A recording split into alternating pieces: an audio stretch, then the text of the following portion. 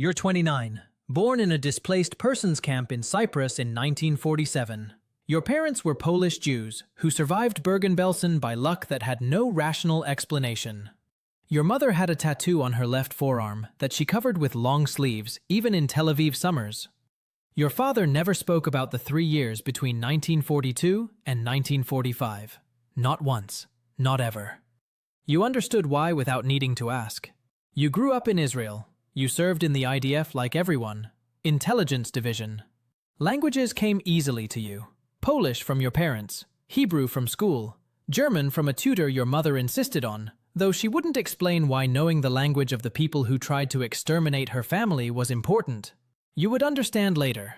After the army, you studied history at Hebrew University. You wrote a thesis on the Nuremberg trials, 200 pages, examining why only 24 men stood trial when the machinery of the Holocaust involved hundreds of thousands. You asked questions about justice and mathematics, about whether 24 convictions could ever balance 3 million deaths. Your thesis advisor said it was the best work he'd read in a decade. He also said it would make certain people very interested in you. He was right. You're in a cafe in Jerusalem in 1976 when a man sits down across from you without asking. He's 50, gray hair, eyes that have seen things that left marks you can detect but not describe. He orders Turkish coffee. He doesn't introduce himself. He says, "You wrote about Nuremberg."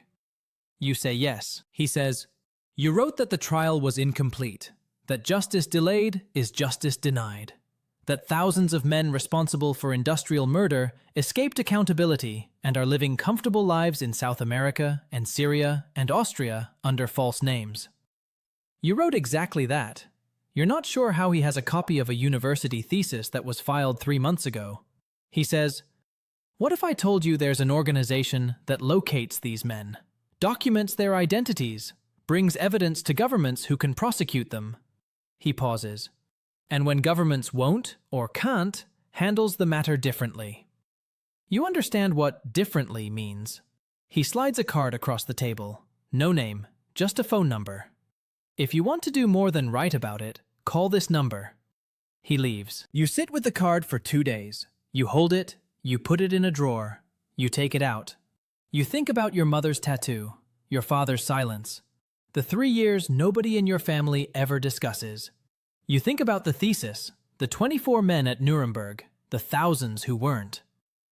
You make the call. The training happens in a facility outside Tel Aviv that doesn't appear on any map. 6 months of instruction that would destroy most people. Surveillance, counter-surveillance, document forgery, cover identity maintenance, firearms, close combat, interrogation, resistance to interrogation.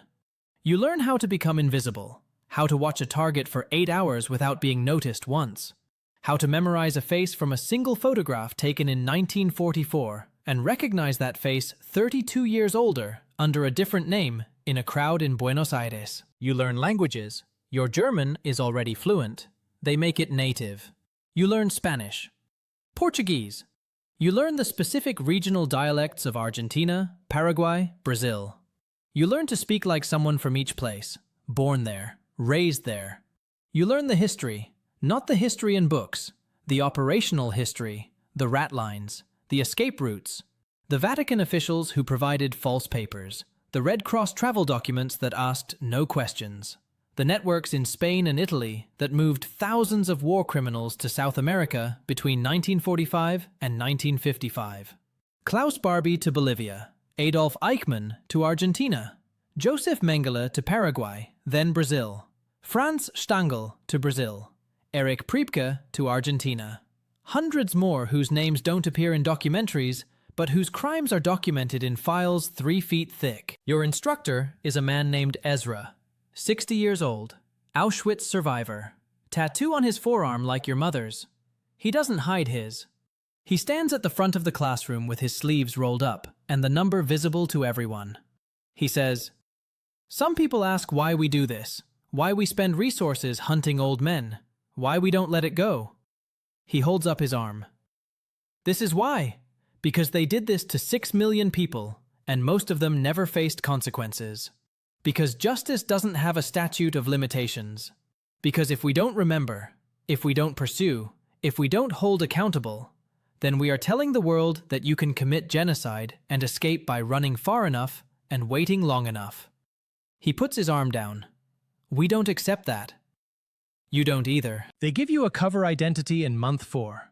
Alejandro Schulman.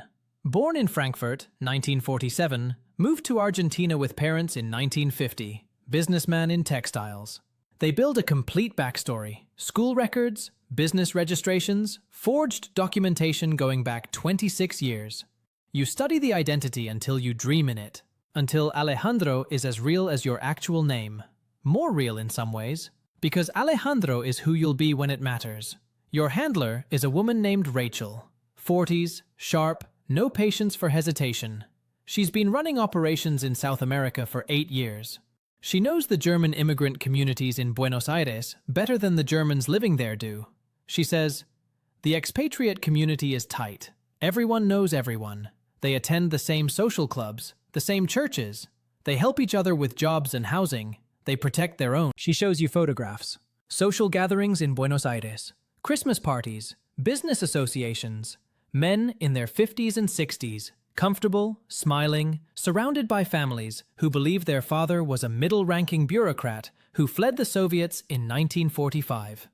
She points to one photo, a man named Ricardo Clement, import-export business, wife and 3 sons. Lives in the Florida neighborhood of Buenos Aires. She says, his real name is Adolf Eichmann, SS Obersturmbannführer, chief architect of the final solution, directly responsible for the logistics that moved 2 million Jews to death camps. She looks at you. Your first assignment is surveillance. We need current patterns, where he works, where he lives, where he goes. You'll pose as a German businessman looking to establish contacts in the community. You ask when. She says, 2 weeks. You don't sleep well for the next 14 days. Buenos Aires, 1960. You arrive as Alejandro Schulman. German passport, business visa, hotel reservation at the Continental on Avenida Roque Sáenz Peña. You speak Spanish with a slight German accent. You dress like a businessman. You are the role completely. The German community in Buenos Aires is large and organized.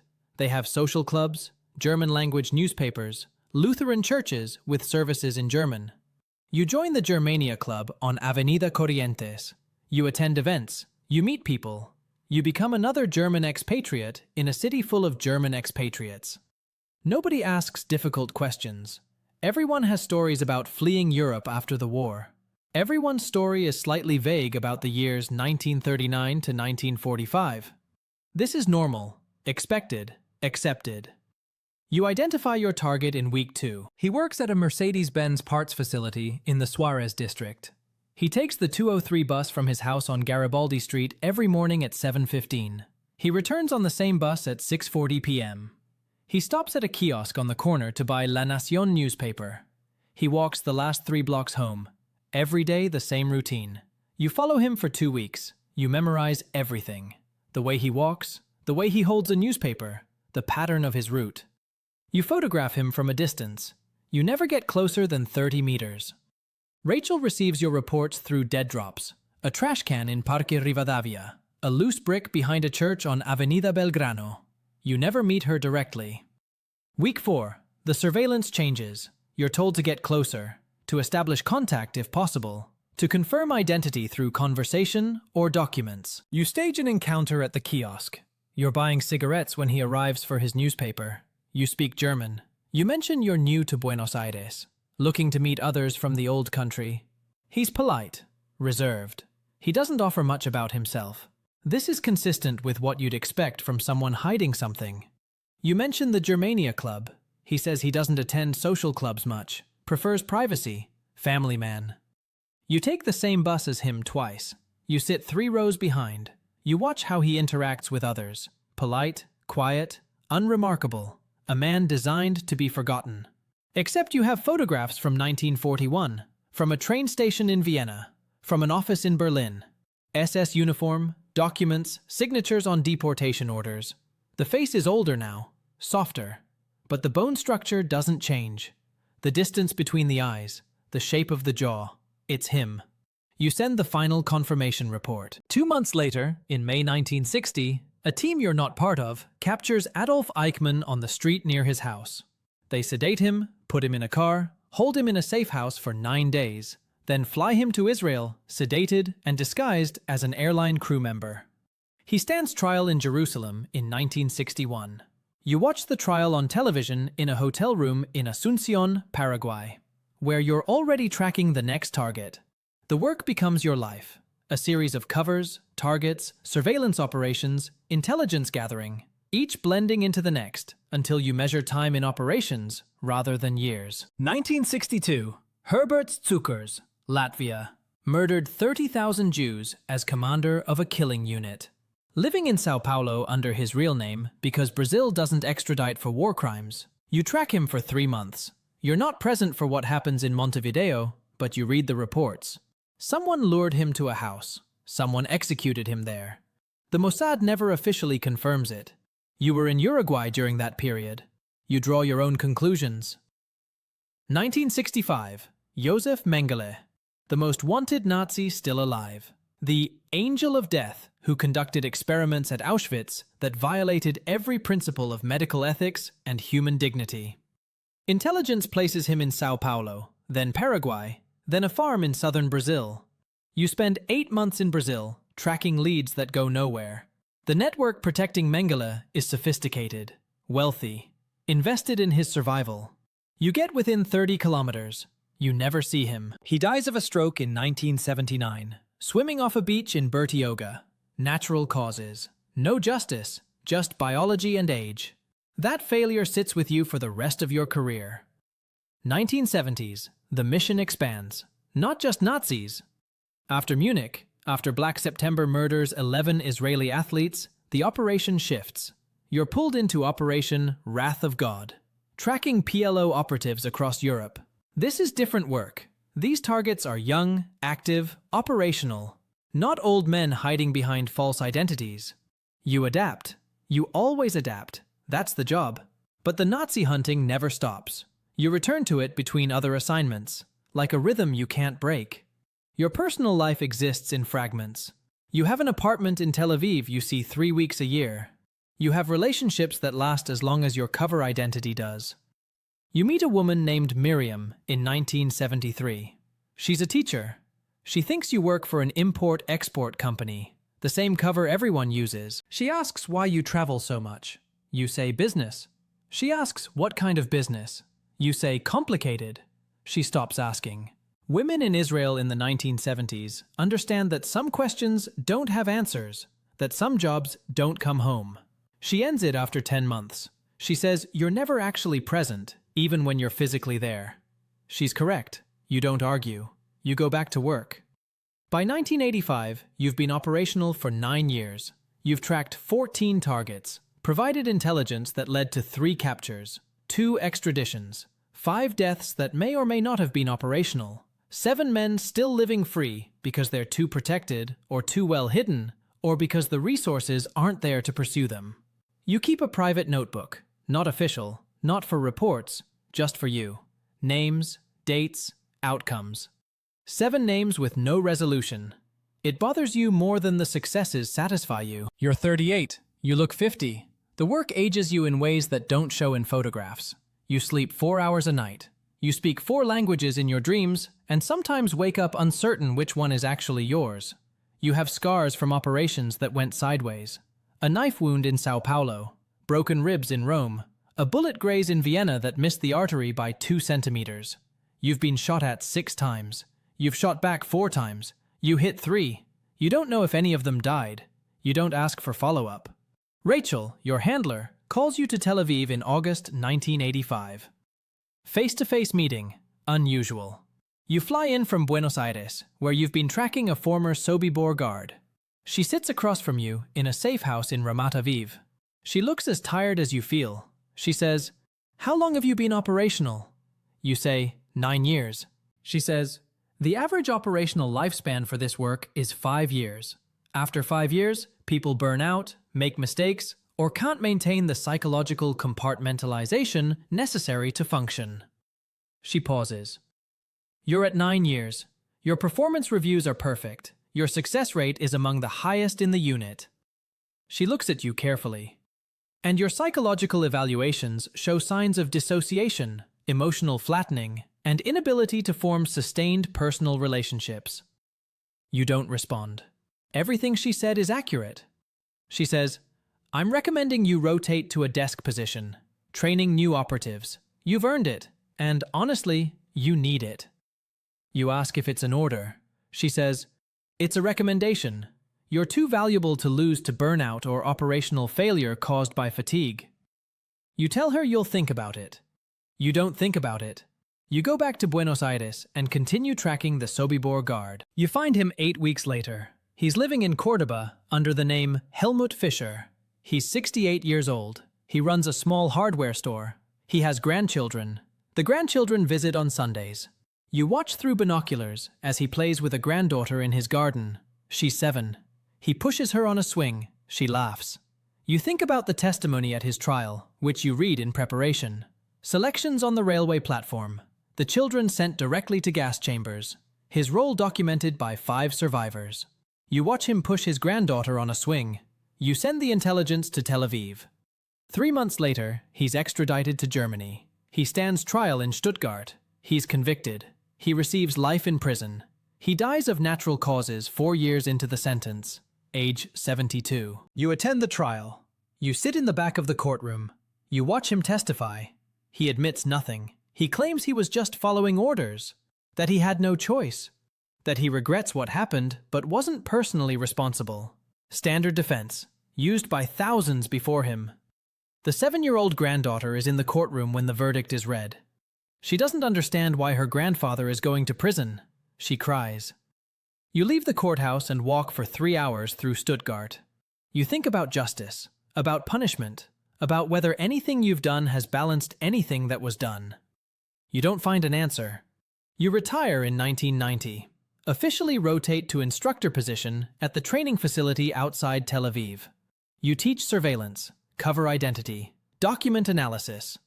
You're 43 years old, and you've spent 14 years hunting people who committed crimes 45 years ago. The work continues without you. The hunt never ends.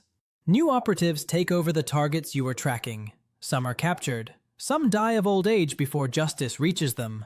Some will never be found. You receive a letter in 1993 from Rachel. She's retiring too. Lung cancer, stage 4. She writes that she wanted you to know that the work you did mattered. That 18 successful captures or terminations over 14 years is an extraordinary record.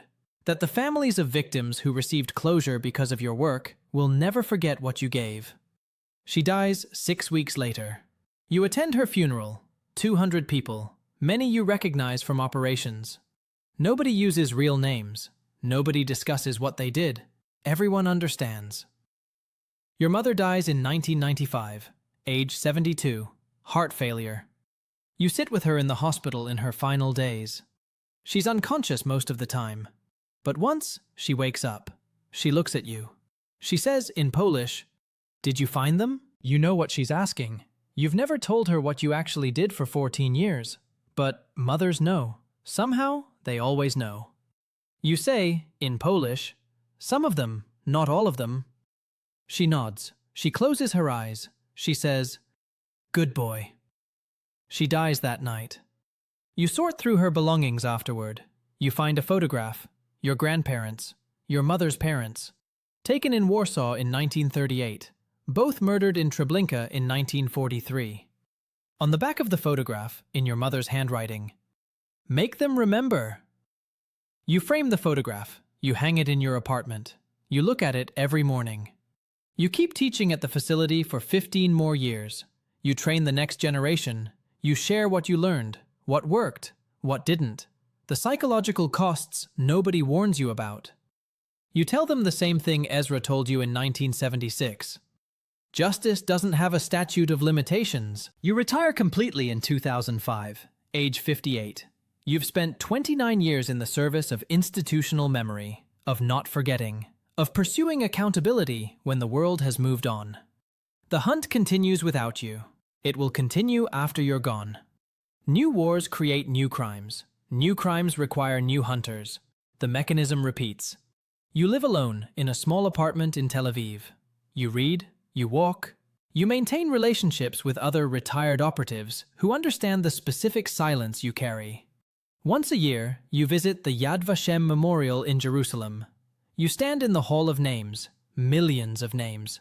Most of the people who murdered them never faced justice. Thousands walked free. Hundreds died comfortable deaths in Argentina and Brazil and Syria, surrounded by families who never knew what their father or grandfather had done. You got some of them. Not all of them. Not most of them. Some. You tell yourself it was enough. You try to believe it. That wraps it up. This story is fiction, but between 1960 and 1990, Mossad's Nazi hunting operations captured or killed dozens of war criminals living under false identities in South America.